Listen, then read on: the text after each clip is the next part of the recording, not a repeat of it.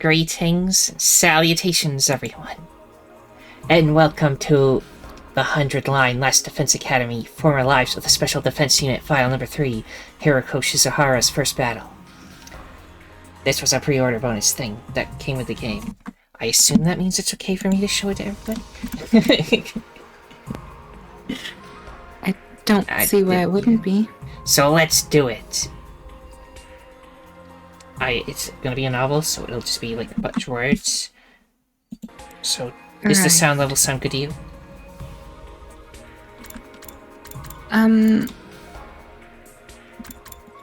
Yeah, I guess it's okay.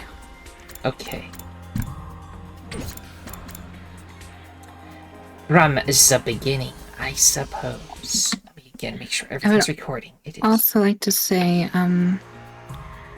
we are doing this before we get further in the story because I think the sooner the better, since this is like Hiruko backstory. Yes. Hiruko Shizuhara, a girl from the Tokyo residential complex, resident of Oda City. Calm, elegant, the cool beauty type. She acts the part of a model student, but secretly craves excitement. Every night she visits the complex's pleasure quarter to taste all that life has to offer. Interesting. Inside the complex, every day was peaceful and safe. Nothing ever happened to upset the status quo.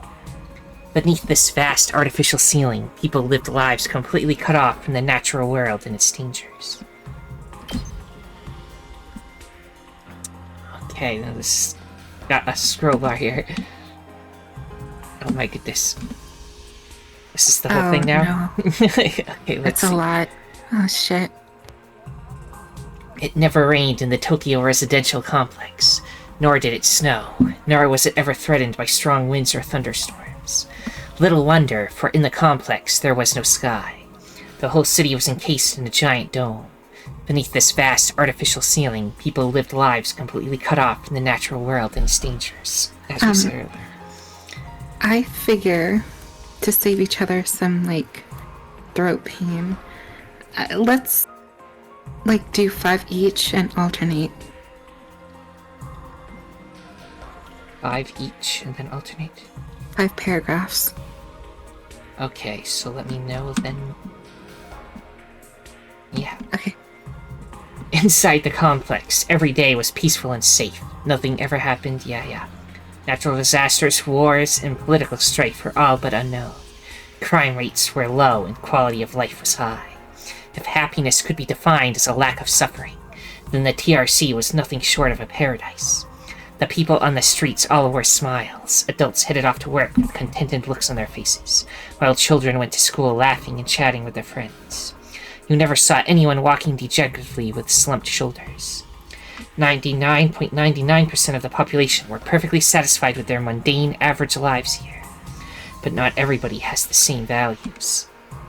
There were some out there whose happiness and contentment just seemed to have passed by.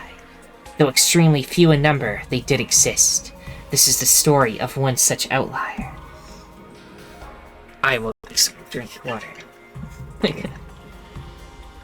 Right.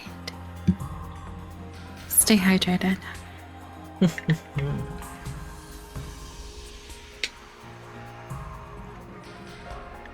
Hiruko Shizuhara, resident of Oda City. 5'11", long, sleek hair, cold, appraising eyes looking up from behind rimless glasses. Straight A student, perfect attendance. She attended Oda Girls High, a good school, all things considered. Her teachers considered her a model student. Her peers called her the cool beauty type. Yes, from an outsider's perspective, that's the kind of person Hiruko Shizuhara was. On the inside, though. And I guess that's a quote from her. Right. And I believe that this is also... You read 5 now? I believe so? Question mark? Yeah, so I'll read the next 5. And, like, lines in between that isn't paragraphs. Right. The city might as well be a sty for domesticated pigs. The truth was, Hiruko found life in in the complex unbearably dull. She found it irritating, the way everyone went with their lives with such oblivious contentment. She wasn't like that. A safe, normal life didn't appeal to her in the slightest. What Hiruko wanted was excitement. She still put on an act of being a model citizen, of course. Like the saying went, a wise hawk hides its talons. During the day, Hiruko buried her contempt for her peaceful existence and acted like she loved the city. During the day, at night, she let her true nature run wild. Oh my goodness. Oh my goodness. How do I scroll again this way? Now we're at 2. Chapter 2. 12 a.m. Hiruko crept out of her house and set out into the night. She hopped on her mountain bike and cycled out of Ota toward Shinjuku. After a while, she saw a glow of neon signs up ahead. She reached Kabukicho, I don't know, the Tokyo residential complex pleasure quarter. True to its name, the complex was mostly made of residential housing, rows and rows of drab uniform buildings. But each ward also has shopping districts where citizens could buy all that they needed for everyday life. In the daytime, there are pleasant places to go shopping or enjoy a quiet moment to oneself. That was 3, I think. Maybe. Yeah. Okay. At night, they were practically unrecognizable. Drunken businessmen lounged on the roadside. Hosts in slick-back suits called out to potential customers, and escorts made their way out to clubs, arm in arm with their patrons. The peaceful atmosphere of the day was replaced with I don't know raucous. that word. Raucous. That never comes up ever. Uncouth racket. This is no place for a high school girl to be wandering around after dark, or so one might think. Ah, it's Hiruko.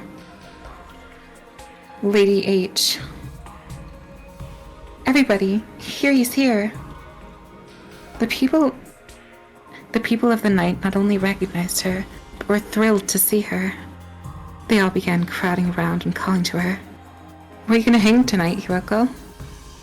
Come do your host routine at at our club again. Our sales have never been the same since that first time. Come join our cipher under the bridge. Hit me with your crop again, Mistress Hiruko. Wow. Interesting. Step on me, Hiruko.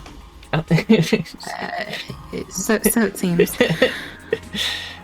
It had been a year now since Hiruko had started wandering the nighttime streets in search of greater stimulation.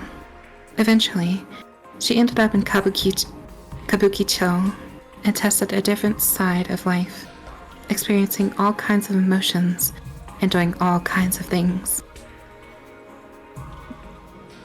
Is all continue now? Yeah.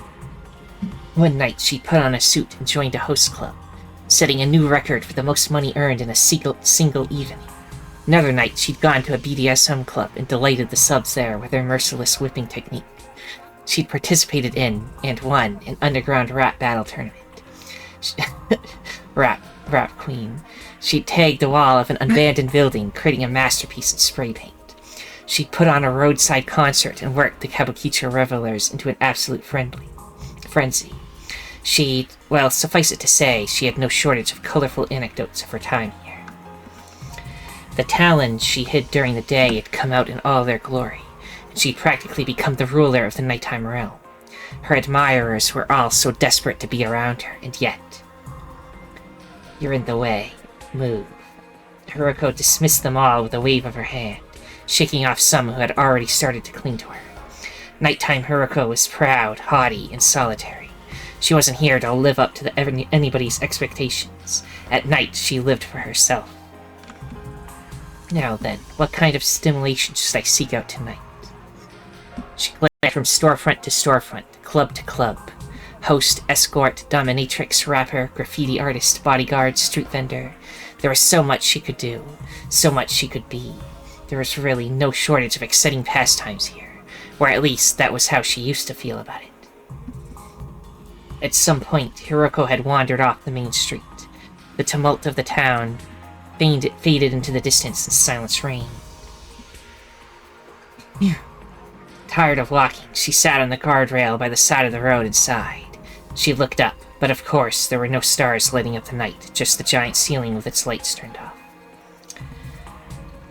I don't know what's wrong with me entirely. Nothing I do seems to excite me anymore.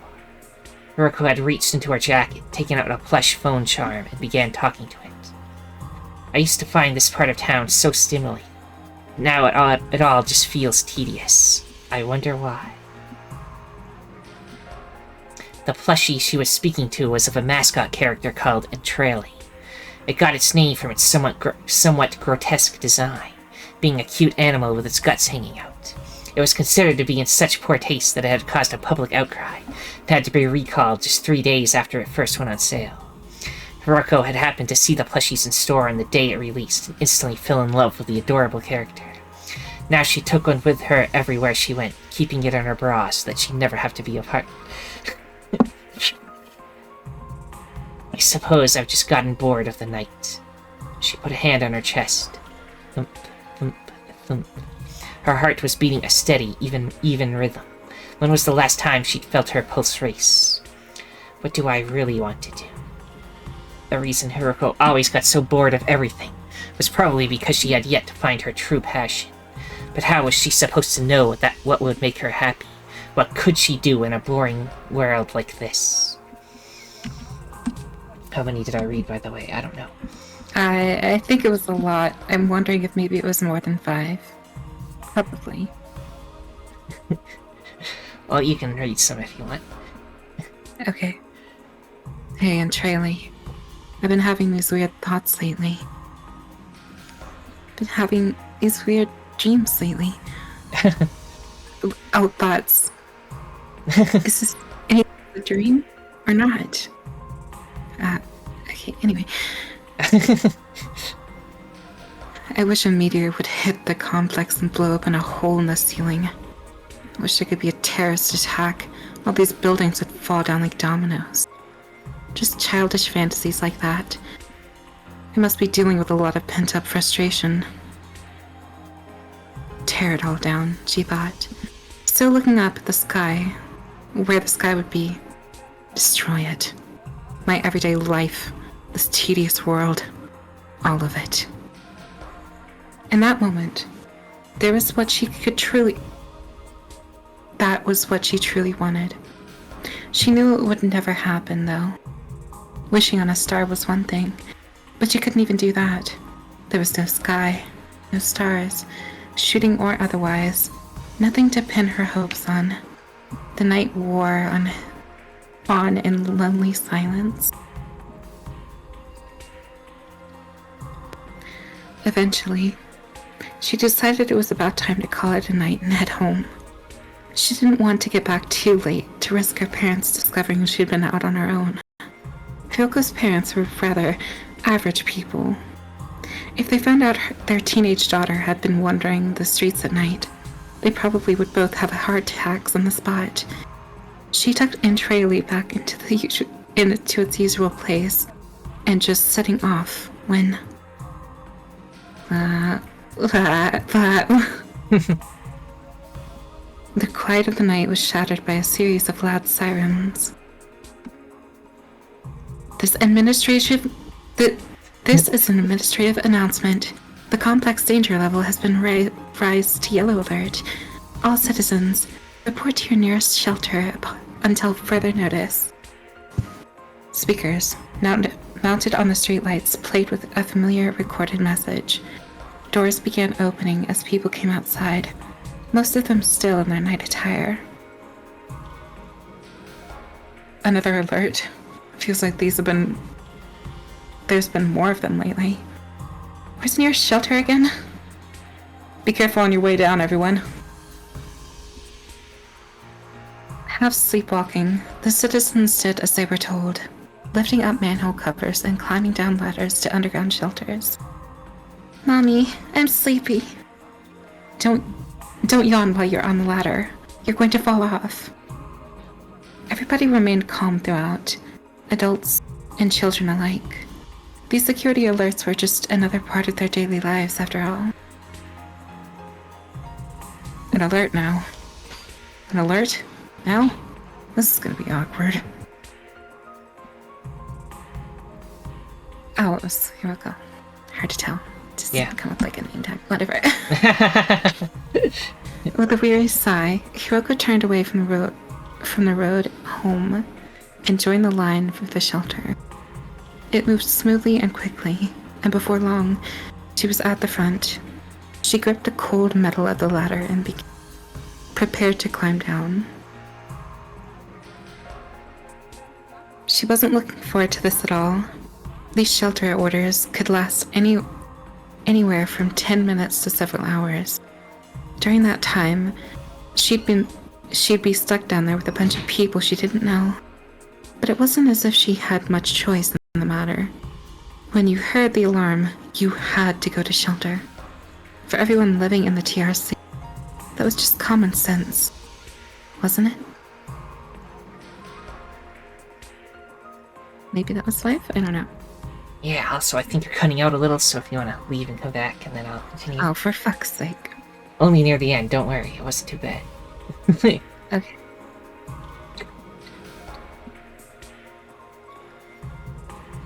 I hate you. You're back. Such a pain in the ass. Yeah, I'm back. Okay. So if everybody will sit still, let me check, make sure my sound is good on the computer. Yeah, everything's good. Yes, it turns blue and I don't look at it long enough. Anyway. Wait, what are we taking shelter from anyway? Opening the manhole covers and climbing down the ladders had been part of her life for as long as she could remember. But for some reason, in that moment, something about it felt unnatural. Now that she thought about it, wasn't it strange for somewhere as peaceful as this to have so many security alerts? Weren't there by definition an indication that danger was close by? Weren't they by definition? Yes. Danger, here in the complex.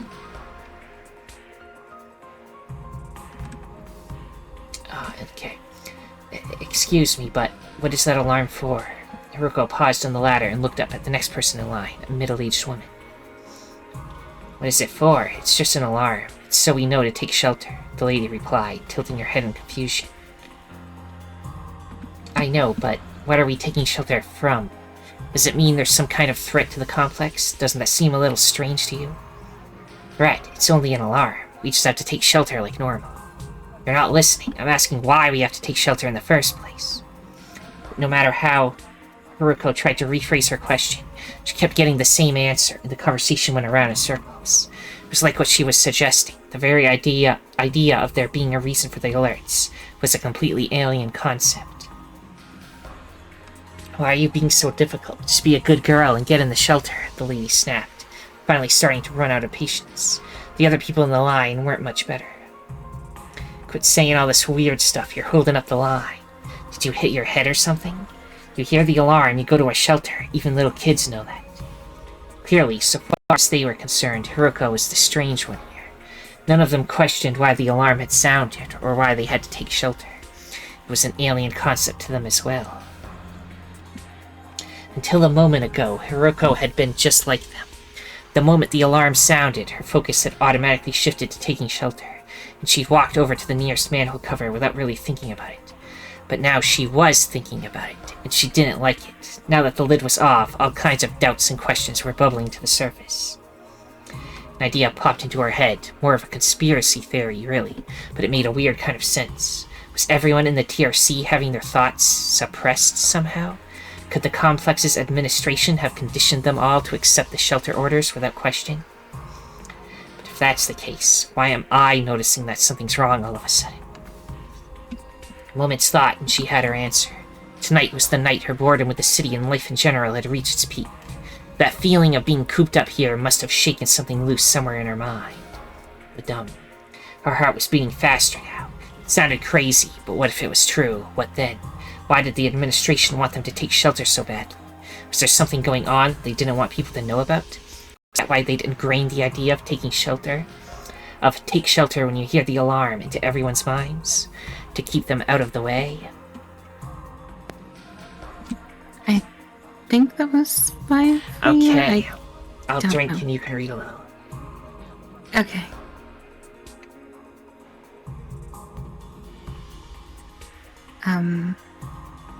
Okay. Oh, yeah. Okay, you're on the new one already. Of course.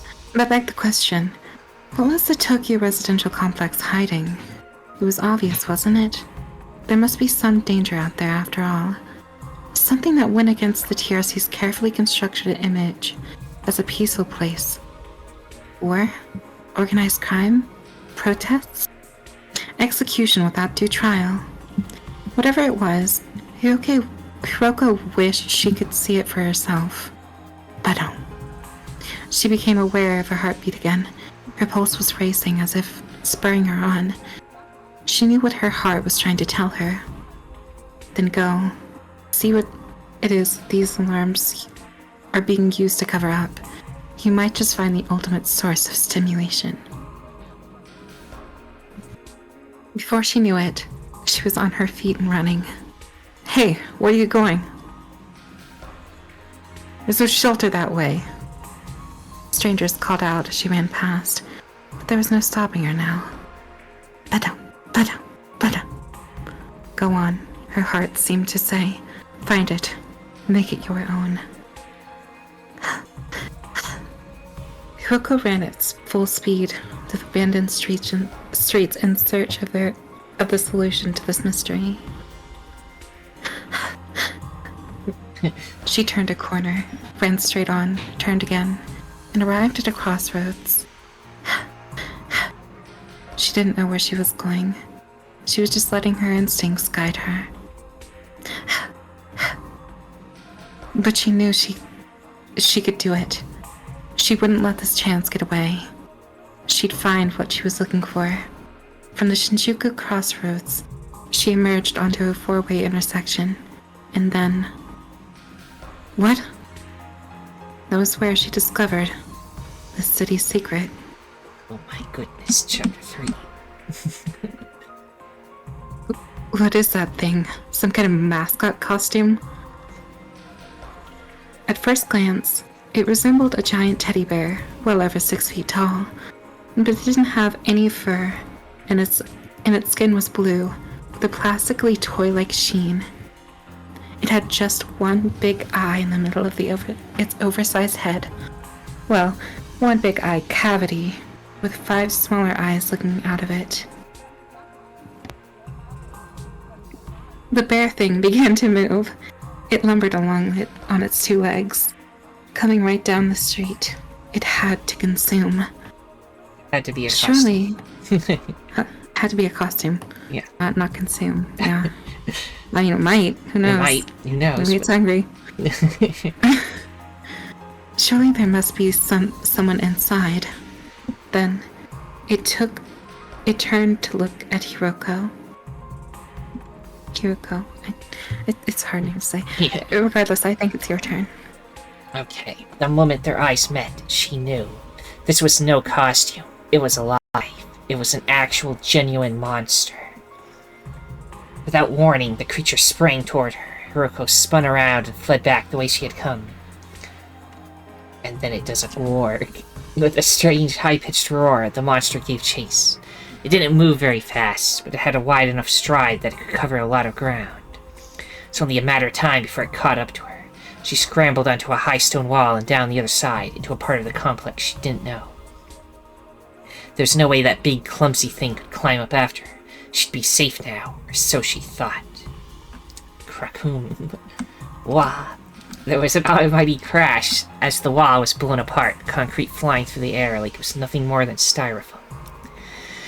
The monster had smashed through practically without missing a step. What in the world is that thing?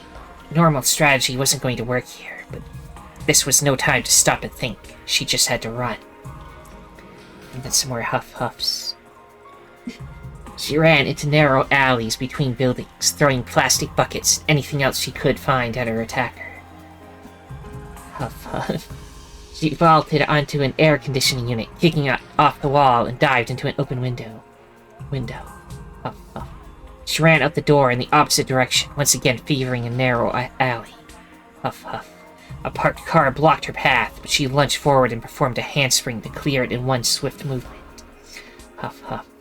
She ran up the stairs of a pedestrian bridge 2 at a time, then jumped off the handrail and into a tree. Huff, huff. She used every kind of parkour maneuver she could think of, but through it all, the monster kept up its dogged pursuit. Arg. Hiruko, yes?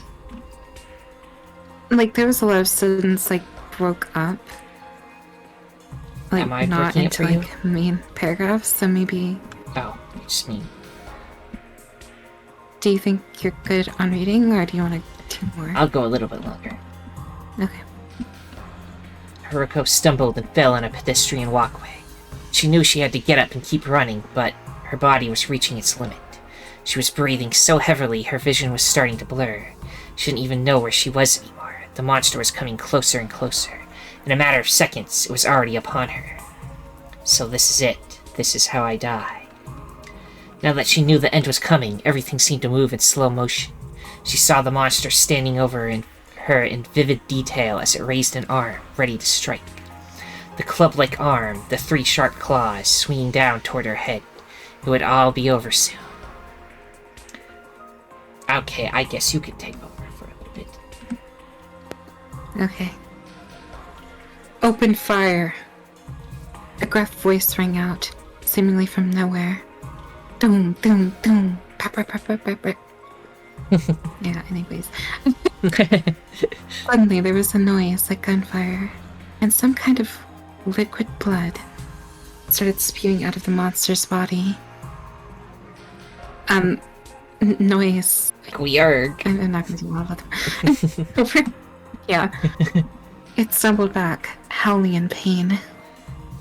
Doom, doom. Pepper, pepper, pepper. Gunfiring, I assume. Machine gun noise. Right.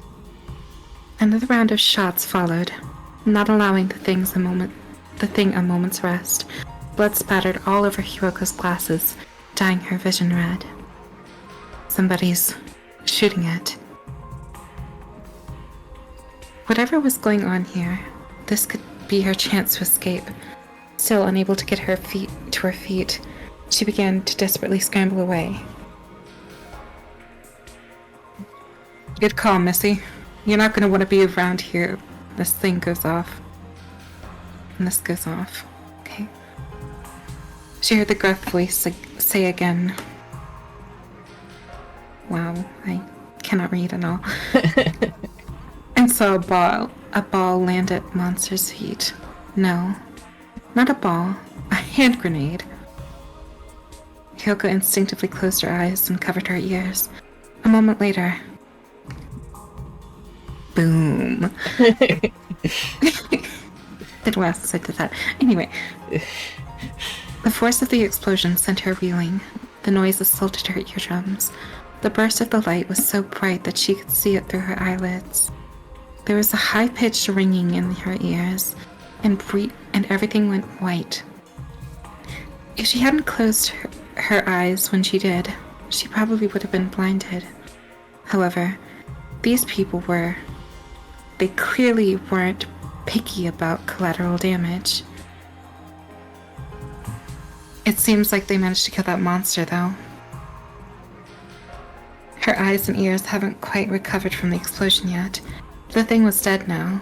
She could feel it. With her life no longer in danger, she could take a moment to calm down and take stock of the situation. What even was that? An animal? Some kind of bioweapon? And who were the men that saved her? Hiruko waited impatiently for the world to come back into focus. After a few minutes, the glare finally faded and she felt safe enough to open her eyes again. Right, I think that's... Okay. Excuse me, but what are you doing? She asked hesitantly. Ain't it obvious? We're taking out its core. Administration won't give us our bounty if we don't bring these back. There were 5 rugged-looking men, all dressed in leather jackets and sunglasses. They looked like a biker gang out of an old Hollywood movie. The 5 of them were gathered around the charred remains of the bear thing, digging into its body with survival knives. Damn, why do all the enemies' bodies have to be so tough? It's gonna blunt my knife at this rate. The enemies, so this thing had a name. The enemies, yes. And there were more like it out there. These men hunted them in exchange for rewards from the people in charge? Was that how it worked? Hiruko peppered the men with questions. What were these enemies? Where did they come from? Why was their existence being kept a secret? But the men ignored her. They just went on carving up the enemy's body and eventually pulled out a glittering metallic lump from inside of it. Listen, Missy, one of them said. You want to stay alive, you best forget all about what you saw here today. Next time you hear an alarm, just head underground like everyone else. With that, they went on their way. Hiruko was in no position to stop them. All she could do was watch them go. Their refusal to tell her anything was probably a kindness in a way. In their eyes, she was just a normal girl who'd gotten a glimpse of a hidden world. They wanted to spare her from learning too much about it and its dangers. She understood that, and yet, there's no way I could ever forget that. She'd had an encounter with the unknown. She'd run with all her might, her very life at stake. She'd experienced the thrill of coming face to face with death. She really had found the ultimate source of stimulation and excitement. Forget all about it? That wasn't going to happen. She could never go back to living a normal life now. Heartbeat intensified. Her heart was racing like never before. I think I've finally found a place where I can belong. From that day on, Hiruko devoted herself to fighting the strange enemies that threatened the complex. I see. Chapter 4. You want to take over for a little bit? Sure. Before she could even begin fighting, she needed information. Between the connections she had formed at Kabuki-cho and the money she earned as a host at that one time, it didn't take long for her to find out what she needed. To find what she needed. The enemies. Yeah, that's what they call the creatures that show up in wreck stuff every now and then. An informant told her. Thumbing through a stack of bills Hiruko had given him. Well, there are different types, you know, like a dog is a dog, but different breeds are still a thing. Sounds like the one you ran into was a grizzly. A grizzly, she had thought. It looked like a teddy bear at first. Apparently it was the type that relied on brute strength, using its powerful arms to mow down anything in its path. Hiruko cleared her throat and clenched her fists. Now that she knew its name, her goal had become much clearer. She would find a grizzly and kill it. The administration wants everyone in the complex. Wants everyone to think that the complex is all safe and peaceful. That's why they don't tell regular folks about the enemies. They use subliminal messages to keep people nice and compliant. When you hear their alarm, you have to go into the shelter. Don't ask questions. Everything's fine. Just go into the shelter. That kind of thing. The informant went on to tell her how the complex had been handling the situation. Whenever the strange creatures attacked, a security alert would go off in the ward. Once the citizens were safely out of the way, the enemies were dispatched. Officially, it was elite army troops who took care of this matter, but the TRC's standing army was way too small to deal with all of the attacks that occurred around the city. You wanna go from here now? Yes, I will. Make sure everything's still recording. It seems good. Okay. Guess that's why they put the bounties out, he said with a shrug. To help cover their insufficient manpower, the administration allowed weapons to find their way to certain citizens, offering cash rewards to entice them into fighting the good fight. That's what those men Hiruko had encountered before were, bounty hunters. As to what kind of people the bounty hunters are, well, outcasts and misfits mostly. Kind of like you, Hiruko. Folks who can't stand their peaceful life here. Folks that want a taste of danger. With people like that, one day the conditioning just sort of comes undone. From there, it's only a matter of time until they run into the enemies. The war against these creatures had been going on for centuries, but no one seemed to know what they were. Were they natural, artificial, supernatural? Nobody could say for sure. Does the complex administration really not know? Hiruko asked. Somehow, I find that hard to believe. Ain't a lot that goes on here those guys don't know about, the informant replied. Wouldn't surprise me if they were hiding that too. He craned his neck toward Minato City, where even from here in Shinjuku, the Tokyo Tower could be seen rising above the rooftops. As the highest point in the complex, the top floor of the tower was where the administration had its headquarters, looking down on their domain, or so the rumors went. I thought this place was peaceful. There's a lot going on under the surface. Well, Hiruko didn't really care about what the people in charge did or why. She just wanted to fight the enemies and live an exciting, extraordinary life. Nothing more and nothing less. Now that she'd learned all she could from secondary sources, Hiruko moved on to observing the enemies firsthand. When the alarms rang, she would head out in search of her quarry, watching them through high-powered binoculars. Just as the informant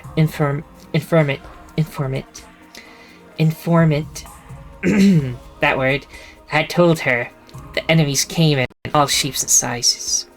There were pudgy little ones about 1.5 feet tall, alien-looking ones with tentacled arms, ones that specialized in ranged attacks. More varieties than you could count on your fingers, at any rate. She decided to focus on the grizzlies for now. So far as she was concerned, that type was the enemy. As the type that had made her feel so powerless before, it was now the target of her revenge. Whenever she discovered one, she'd carefully take note of its proportions. With the help of some high-tech measuring instruments, a clearer picture started to emerge. Height 6'7", reach 8'2", leg length 1'8". Those were the averages Hiruko managed to work out after observing several specimens. Evidently, there was still room for individual differences even among the same enemy type. With those basics covered, she moved on to observing the grizzly's behavior. Over the next 2 months, she made several key discoveries. Grizzly... Yes? You want to take over now? Well, you can keep reading if you really want to. Well, you can read a paragraph or two and I'll drink. Okay. Grizzlies were highly aggressive towards humans. When they saw a person, they become agitated and chase after them. Swiping with their massive arms was their only method of attack. They couldn't kick or headbutt, and were never seen to use weapons. Their intelligence was limited, probably on the same level as an actual bear. They never knew how to avoid friendly fire with other monsters, but otherwise acted on instinct rather than strategy. They knew how to, never knew. Yeah. Anyway. Now, if she could only find a weak point. She tried watching the bounty hunters attack the grizzlies, assuming they would aim for vital spots wherever possible. Unfortunately, this attempt failed to turn on anything useful. All the enemies, regardless of type, seemed to possess a kind of uniform sturdiness across their entire bodies. But that didn't mean that they were invincible. They also shared a uniform weakness. Concentrated gunfire at close range could tear their skin and make them bleed. Once they lost enough blood, they would weaken drastically, to the point that guns could then cause critical damage. You can go ahead if you want. Okay. Background info? Check. Anatomy and behavior? Check. Weakness? Check. It was time to get into the gory details. How did she kill them? Fortunately, somebody had already figured that out for her, the bounty hunters. She just needed to watch them at their work and take their knowledge for herself. There seemed to be just one way for weak, frail human beings to defeat these monsters: surround them and attack all at once. When faced with several opponents, the creatures seemed to have trouble deciding who to go after first, resulting in a fatal delay in their actions. The hunters used that opportunity to riddle their target with bullets, making every injury, every drop of blood spilled, count. Finally, when it was sufficiently weakened, they'd finish it off with a grenade. There were variations on this strategy, of course, but it all boiled down to the same thing. It's a little like hunting or fishing as a group. That was by far the safest, most consistent way to kill the enemies. However, no, I have to do this myself. Hiruko had no intention of joining somebody else's team. Just thinking about all that teamwork and camaraderie with others made her sick. If she couldn't strike out on her own, then what was even the point of breaking away from normal society? She thought hard. Was there a way for her to kill the enemies all on her own? These things would charge viciously at her without any hesitation. How could she deal damage without taking any herself? Maybe I can try a hit-and-run strategy like an outboxer. Her mind went to Muhammad Ali, one of the boxing greats of the 20th century. Float like a butterfly, sting like a bee. Could she do that? Use fancy footwork to keep the enemy at a distance, get in hits a little at a time to wear it down, then move in for the final blow? In theory, that should make it possible for her to fight and win alone. In that case, I'd better stick to lightweight weapons. Loading herself up with a lot of firearms would only slow her down. She needed speed, maneuverability. A small caliber handgun, perhaps? No, that wouldn't work. The other bounty hunters all used big guns that took 2 hands to wield. Hiruko doubted a handgun could deal enough damage in a short enough time to achieve the proper results. But using a shotgun or machine gun while also dodging attacks wasn't likely to end well for her either. She needed to think of something else. I just need to break through their skin and make them bleed. Thinking about it like that, some kind of blade might be a better choice. A blade. The word seemed to jog something loose in Hiruko's imagination. In her mind's eye, she saw herself wielding an axe, swinging it down to cleave her opponent clean in two. Performing an execution with an axe. Not a bad idea. She had read that axes were the executioner's tool of choice in medieval Europe. Maybe her desire to kill the enemies, combined with that knowledge, was what had conjured up that image. Swinging around a double-handed battle axe was out of the question, but something smaller, something she could hold in one hand. That just might work.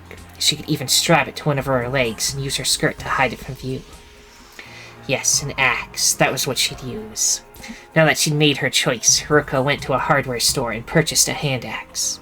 She took it to a swordsmith in Kabukicho and had the blade sharpened, sharp enough to cut through the tough hides of the enemies. Once she had her equipment ready, she needed to learn how to use it. She adopted an abandoned Kabukicho warehouse as her training grounds, and went there to practice every day. Her first order of business was practice... Maya. Yes? This whole time I was trying to get a hold of you and text you on Discord. My internet went out. Oh, how much did you miss? A lot. I was gone for 2 minutes total. Oh no. Okay, what? Fuck. What did you see? Did you see the Muhammad Ali thing? No. Okay.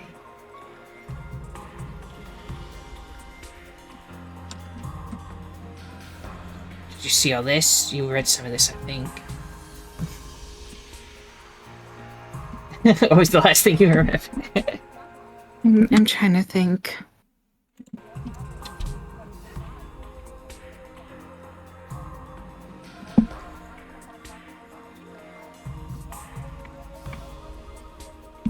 I'll just pause for the people at home now. Okay, she's having internet issues, but she's back. Horrible internet issues. Yeah. When she had her equipment ready, she needed to learn how to use it.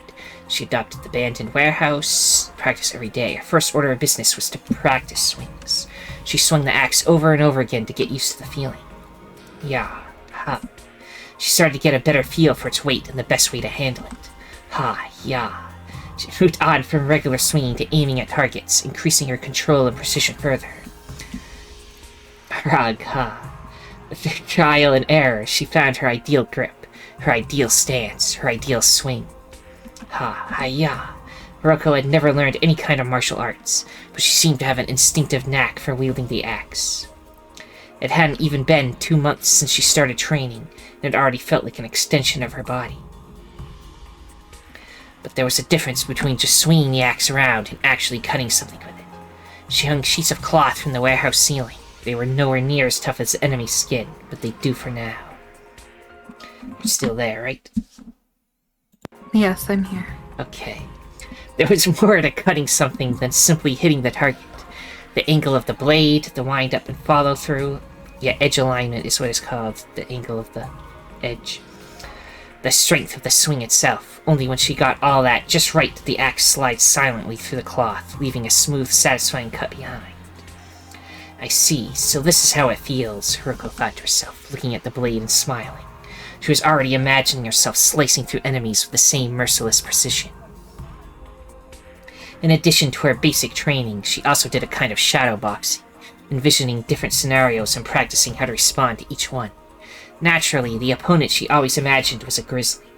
She'd get around to the other enemy types eventually, but she needed to get her revenge on that one first.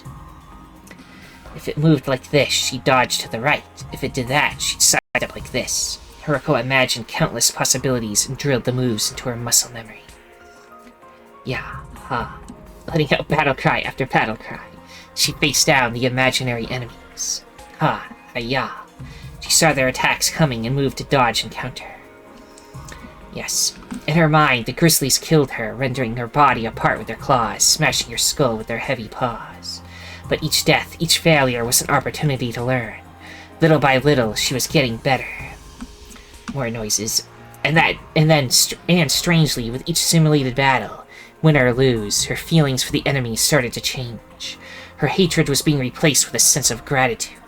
If she hadn't run into that first grizzly, she'd still be living a typical Tokyo residential complex life, bored out of her mind. That bizarre creature had been her guide into a whole new world. You're still there, right? Yes, I'm still here. here. Okay, I'm gonna keep asking, because I can't check easily. Yeah, I know. You have to, tab or look at your phone. I guess I could use phones, but yeah. Yeah. Thank you for showing me there was so much more out there, Hiruko thought as she swung her axe. But if the grizzly was a guide, it was also a gatekeeper. Killing one for herself would open the door to even more new experiences, more unbelievable sights, more dizzying highs and crushing lows, more excitement, more stimulation. Hiya.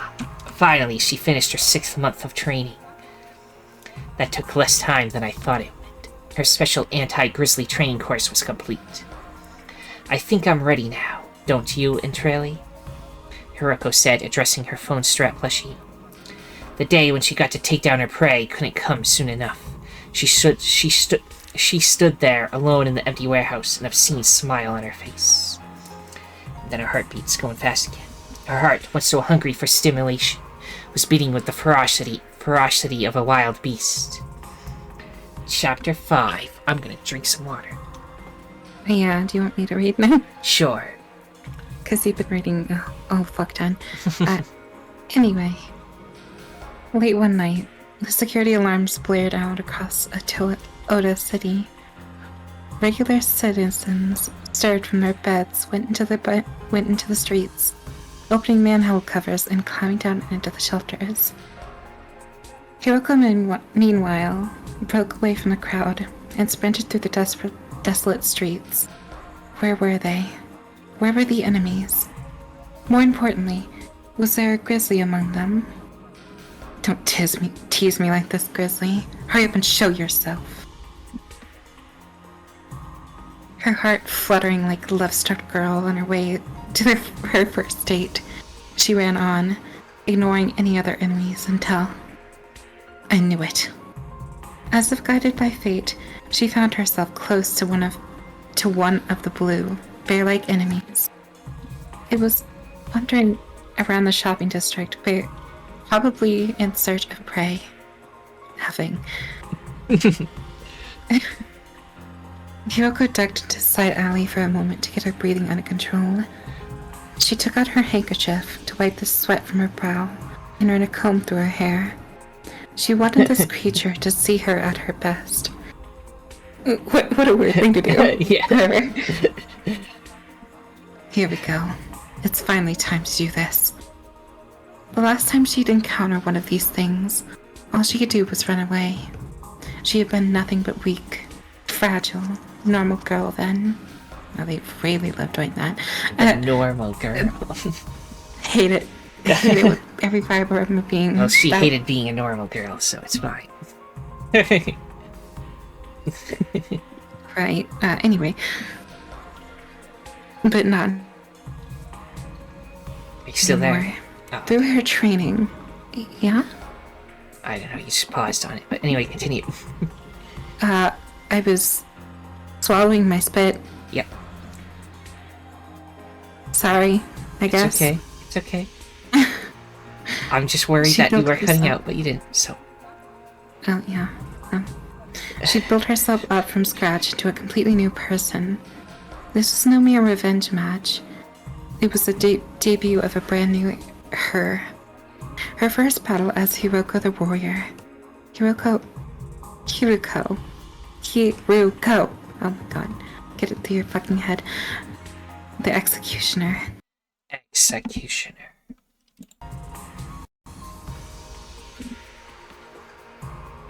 You want me Do you to wanna start take reading over again? now?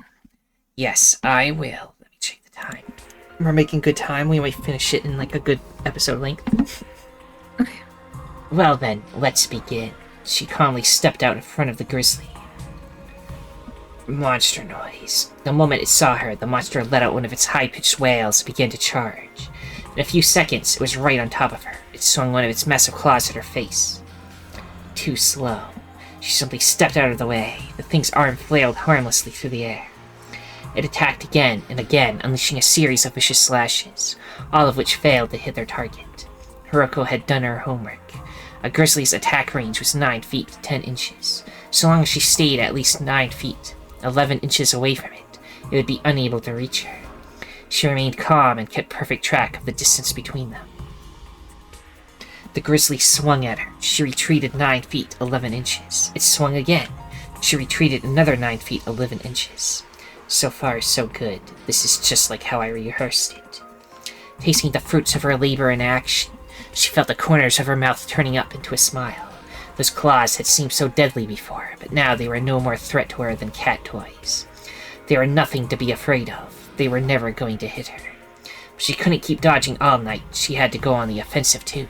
She waited for a gap between swipes, and then, now. The grizzly's right arm swung forward, and Hiruko charged in. She avoided the claws and passed by the monster's right flank. Now behind it, she turned around and unleashed a slash with her axe. A large gash opened up in the enemy's back, and a spray of red liquid erupted into the air. Angry monster noise. It gave an angry roar and began flailing its arms like a child throwing a tantrum. Hiruko was already out of its attack range. She saw every attack coming and dodged them easily. You're still here, right? Yeah, Okay. I'm still here. What's the matter? Do you have to thrash around quite so violently? Speaking to the thing in mock kindness, she continued to carve into its body. She cut its back, its arms, its legs, its face. Did you feel that one? How about that? Does it hurt? The grizzly's blue body was being stained redder and redder. Aw, why are you crying? You know that's not going to get me to stop. With every spurt of blood, she felt a fresh surge of excitement. It hurts, doesn't it? Let me hear those cries of pain. Cry for me. More, more. Maniacal laughter. By now, the grizzly was covered in wounds. It was a blood-drenched shadow of its former self. But Hiruko wasn't done with it yet. She kept on toying with the beast. She was having fun. More fun than she had ever remembered having. More fun than she thought was even possible. Heartbeat go again. Heart was beating like a drum. Finally, as her pulse and her excitement were reaching their peak, you're finished. She used an underarm swing to plunge her axe to the monster's abdomen and brought it up in one smooth vertical movement. The monster let out a wordless death rattle as one last spray of blood burst out of its body. Now completely powerless, it tottered back on its feet. Thud. And fell back onto the cold, hard ground, motionless, dead. Phew. Execution complete, Hiruko silently muttered to herself, tossing her axe down so that the blade stuck in the asphalt. Her first battle had been a resounding success. Any unpleasant memories associated with her previous encounter had been thoroughly overridden. Excellent. I will drink some water. Okay, you want me to continue reading? Yeah, it? you can read a few lines. Okay. Thank you. I had fun today. Even when the battle was over, Hiruko stayed by the grizzly's side. She knelt next to his corpse and offered some words of heartfelt gratitude. And thanks to you, I was able to break free from my old life. She patted the monster's head, as if she were reluctant to leave it. The more she patted it, the more affection she seemed to feel. Her hand wandered down its cheek, its neck, its arms, its claws, and then... Oh my. Now, this is pretty. She thrust her hand into the gash of its stomach and gently caressed its innards. Look, Intraley, a new friend for you, Hiruko said, taking out her plushie and showing it what she's done. Her axe attack had opened the grizzly right up, revealing a gruesome assortment of blood and guts, including several internal organs, blue, like its skin. Squish, squelch. She ran her hand tenderly over each and every one, revealing in the way they felt beneath their fingers. While she was doing that, she realized something. I finally did it. I found the one irregular thing to give my life meaning. Do you want to do it, or should I can keep continue going? if you want. Okay. She really couldn't go back to being a normal girl now. Even if she could, she wouldn't. Hiruko promised herself that she'd do this again. She would keep fighting. Her fingers closed around what must have been the grizzly's heart. She yanked it out and held it aloft. Still slick with warm, sticky blood, the heart glinted in the glare from the streetlights like a beautiful shining star. Looking up at it, Hiruko thought back on the battle she just fought. That was so much fun. A battle to the death, lasting only a few short minutes, but with both combatants risking everything they had. The memory of it gave her chills. Surely there could be no other experience quite as stimulating as this. More heart beating. More. She needed more of this. One just wasn't enough. She had to face off against these enemies again. That was all she wanted now. I'd better make a wish. She got to her feet and threw the grizzly's heart into the air. It's the closest thing to a star she was ever going to see here in the complex. As the heart moved through the air like a gory comet, she gave voice to her innermost desire. I want to keep fighting. I want to live a life full of excitement. Hiruko's wish would be granted. The enemies would attack again. She would fight them, experiencing more battles and chalking up more victories. And eventually... Hiruko Shizuhara, congratulations, you have been chosen. She would get all the excitement she could handle when a peculiar robot recruited her into this unit and sent her to a strange school. But that is a story for another time. I see. Okay, I guess that was it.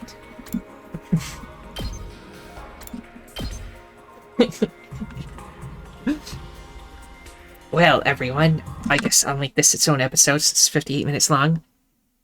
Right. If you enjoyed this little, I'm just going to put it in between everything, but it's like a little prequel novel thing.